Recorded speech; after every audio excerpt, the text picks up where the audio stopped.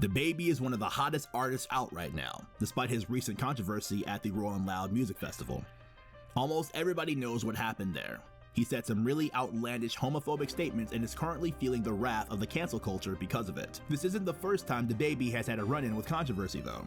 He's actually had quite a few issues worth talking about. Be sure to watch until the end of the video to hear about the backlash DaBaby faced after making fun of a flight attendant. Slapping a female fan.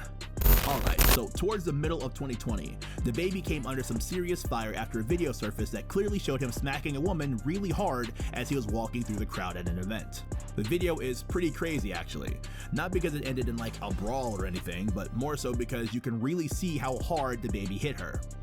The video opens up with DaBaby walking through a venue and making his way through the crowd, and this crowd was swarming him. You could see the phone lights all over the place with people taking pictures and videos, but as we all know by now, this is normal activity for fans, especially when they are within arm's reach of the person that they are trying to see or maybe meet.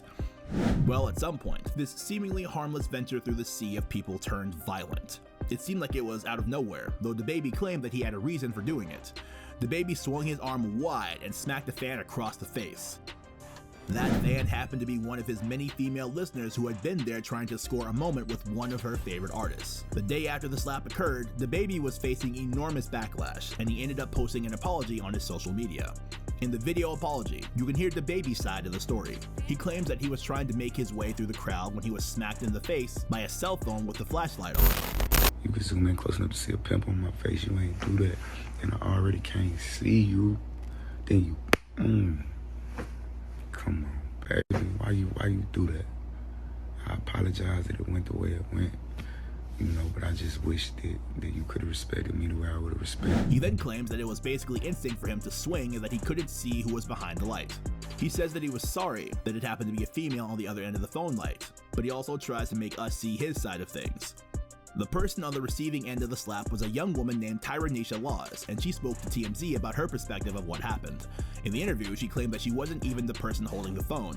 Laws said that it was actually the girl standing next to her who pulled out her phone when she heard that DaBaby was coming through. She then mentions that all she remembers is being hit hard and then falling back into the girl who had the cell phone and someone else in the crowd. And to make matters worse, when she asked for a police report on the incident, Tyranisha claims that she had to fight tooth and nail to get it. She also made comments about how insincere DaBaby's apology seemed to be. Makes a joke about it. Like yesterday, he uploaded something on his page in a clothing store, making a joke about it. So I don't feel like, he was sincere with the apology. I was embarrassed. She has since filed a lawsuit against him. Assaulting a property owner. Man, DaBaby just can't stop swinging at people. In February of this year, 2021, DaBaby was sued by a man named Gary Pager, whom he had rented a vacation home from in order to shoot a music video. Gary claims that he was assaulted by the rapper, who then stole his phone as he was trying to shut down the music video shoot, which went against the conditions they had agreed on prior to DaBaby renting the property. Pager made a statement saying that it was agreed upon that, in keeping up with COVID-19 restrictions, no more than 12 people would be allowed on the property at any given time. But when he caught wind that DaBaby had more than 40 people at the home to shoot a music video, he knew that DaBaby had violated their lease agreement and went over there to put an end to the event. I mean, you have to put yourself in the shoes of the property owner. He's the one that is going to get in trouble if something were to happen COVID related, not DaBaby. It puts his name in jeopardy, as well as the value of his other rental properties. So he did the responsible thing and asked DaBaby to pack up and leave. Upon arriving at the house, Pager claims that DaBaby hopped out of a car that he was in with Jake Paul and chased him further into the property. When he finally caught up with Gary, the rapper warned him that he better not call the police and then told him he wasn't leaving. This was followed up by a sucker punch that supposedly knocked out one of Gary's teeth, leaving him dropped on the ground with a bloody face. After another witness called the police, DaBaby and his crew knew what time it was and fled the scene. In the lawsuit, Pager claims that he was hit, spat on, and had his phone taken from him. He was 64 at the time of the accident. That's crazy, man. Caught making fun of a flight attendant.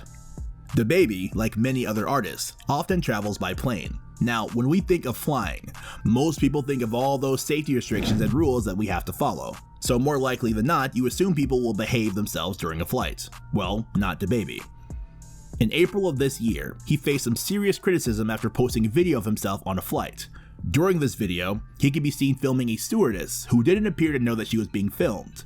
In the video, you can hear DaBaby begin to make fun of her hair. He began to say things like, "We gonna pay all that for the flight. You gonna comb your hair. That's the least you can do."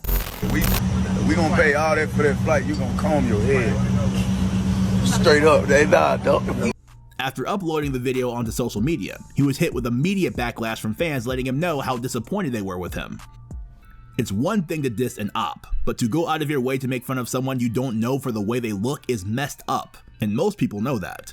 Twitter sprung to the aid of the stewardess and began bashing DaBaby. One person said, "The way people mistreat service workers will always say so much more about them than they realize. This is disgusting." And another person added to that, "She's just trying to do her job, man. This was so unnecessary." Clearly, people know what's up. It's not cool to bash someone for any reason, especially if it's because they don't meet your standards. Fans began to call out DaBaby for being loud and gross. It really showed you some of the things that fans will not put up with, and that's a good thing. Sometimes these artists need to be held accountable so that hopefully they will realize how much weight their words hold to the public. Final thoughts. If there's one thing I've learned about DaBaby, other than the fact that his music slaps, it's that he needs to learn to keep his hands to himself, or at least think before he swings. With his celebrity stature, he could be considered a high-profile target, not only in terms of public opinion either, I mean for the court system. If he messes up enough, they might decide to make an example out of him and get him into some serious trouble. It's happened before, so all I'm saying is you can never be too safe, and DaBaby needs to realize that. However, I have no doubt in my mind that he is going to remain one of the biggest hip-hop stars of this generation, but what do you guys think? Are they going to get rid of DaBaby? Be sure to let us know in the comment section down below. For now, be sure to subscribe to stay in tune with all of our hip-hop news and information. Be sure to hit that notification bell so that you don't miss out on our next upload. Until next time, stay safe out there.